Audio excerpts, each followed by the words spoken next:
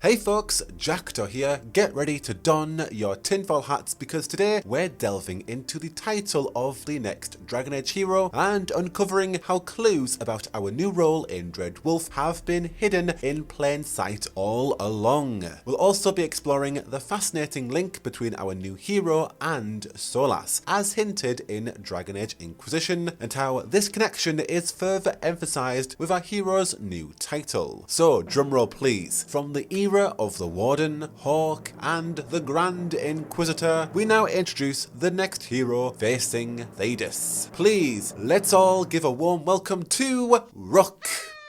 You see, earlier this year, a Dragon Age Dreadwolf gameplay leak dropped a massive bombshell by revealing a new character named Rook through on-screen subtitles. While I can't show you the leaked screenshot for obvious reasons, if you were quick enough to catch this leak yourself, you will have seen Rook at Fortress Weishaupt engaged in a conversation with Grey Warden Davrin, who was a new character introduced in the 2020 Gamescom behind-the-scenes development commentary. It was also revealed that Ike Amity is voice acting Davrin. Now, since Rook is the sole unnamed character in the gameplay leak, and the tradition in Dragon Age is for the heroes to assume a title, it is more than reasonable to assume that Rook will be the next title for our new player character. Much like a Rook piece on a chessboard surrounded by powerful players, Rook seems to take on a smaller role compared to the Inquisitor, thus mirroring what the Inquisition, Varric, and Scout Harding are seeking for the next hero to stand against Solas. They need someone Solas doesn't recognise, someone without a magical hand and untouched by ancient prophecies, and Rook fits the bill. As definitive as this may seem, because it's literally a leak from alpha footage of Dad, the excitement level cranks up even higher than just this being confirmed from a leak, because as far back as April 2016, an internal guide for the upcoming Dragon Age title outlining its vision featured a Rook chess piece adorned with a fiery wolf on its cover. And for years, fans like myself have playfully dubbed this enigmatic red book the Wolf Rook book, whenever former executive producer Mark Darrah teased at its existence online. Little did we know that we were actually spelling out the new hero's title right in front of us. We're so obsessed with overarching tinfoil theories that we couldn't even see what's been yelling right at us. Like, legit, I've had the Wolf Rook logo as my own personal Discord's head image for so long, and to think it was staring at me this entire time with an extra meaning. Another surprise that relates to Solas and Rook emerged when Mark Darrah actually shared a page or two from the Wolf Rook book, revealing an image that could be interpreted in two intriguing ways: a mysterious figure in robes overseeing a landscape, or a solitary upright tower, both interpretations deeply entwined with Solas, especially the latter with his own symbolic role as the Tower tarot card. For those who didn't kindle a romantic flame with Solas in Dragon Age Inquisition, it's worth noting that his tarot card eventually became the Tower, symbolising chaos and world-altering transformation. It's also just as important to recognise that the Tower card can signify an awakening or personal transformation, not just chaos. Both aspects, like two sides of a coin, allude to Solas and his ongoing plan to destroy the Veil and restore the Elven time. Coincidentally, a Rook can also be interpreted as a representation of a tower, just like Solas'